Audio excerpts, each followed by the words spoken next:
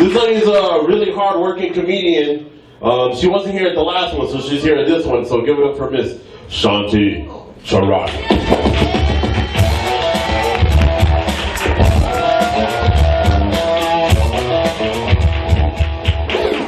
How are we doing, guys? Sweet, awesome. You guys, I recently went to New York for a little bit. The bugs are freaking gigantic there. They're huge. I almost got mugged by a cockroach in Brooklyn. That's how big they are. Here in the Bay Area, we only have to worry about spiders. Spiders. I recently learned that the most common venomous spider bites are from brown recluses and black widows. I'm like, man, even minority arachnids be packing heat, people. Like, what are the white spiders doing?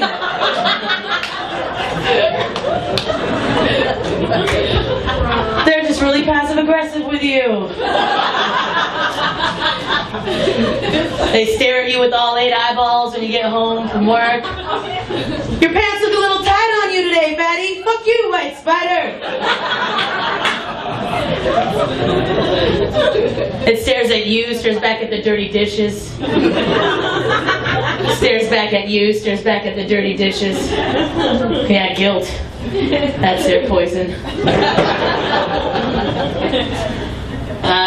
In New York, the men are very aggressive there. I was walking down a park, I think it was Union Square Park, whatever. There was a dude, he was sitting somewhere. As I walked by, he goes, "Hey, mommy, let me suck on them toes." And then I look back and he's like on a cell phone call. Like, he interrupted this cell phone call to make an offer that I declined.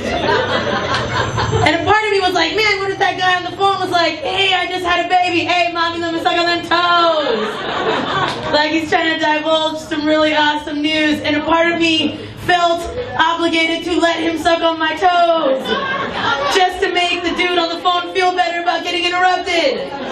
Like, fucking shit, man, you interrupted me to offer to suck on some girl's toe and you didn't even suck on her toe?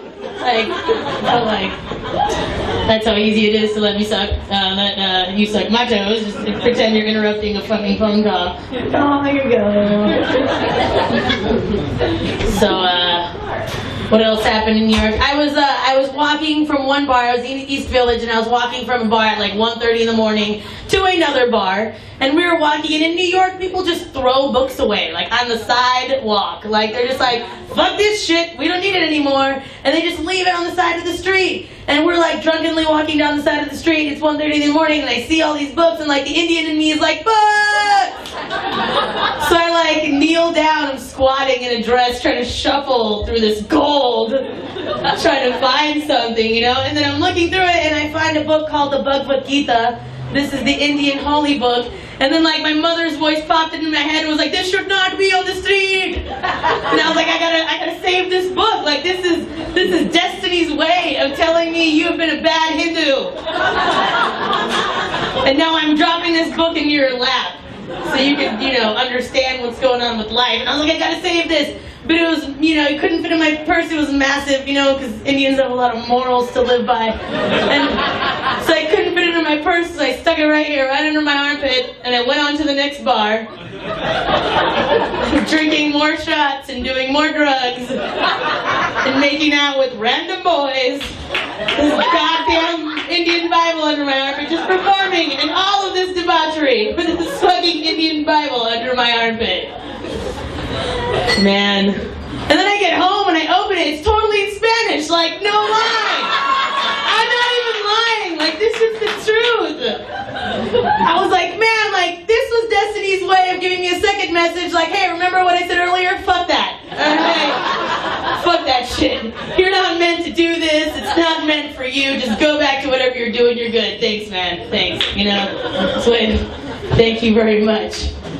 And then I thought about, like, who owned this book before? Like, who threw this half Sanskrit, half Spanish Indian Bible away? Some Mexican dude named Juan. He's like, Lord Chiva, muy bueno. No more carne asada burritos for me. I fucking love carne asada burritos. They are the shit. Yes, yes. Carne asada is awesome. I'm a beef eater. That's that bad Hindu planning right there. I like beef. I love it. I love In-N-Out. In-N-Out's the shit. I drove through In-N-Out the other day. There was this Indian dude working the window. And like as I was getting my burger and as he was like giving it to me, he had this moment where he looked at each other like, yeah, we both fucked up. Like, give me the burger, take your damn money. I'm eating this shit. It was pretty awesome. Delicious burger.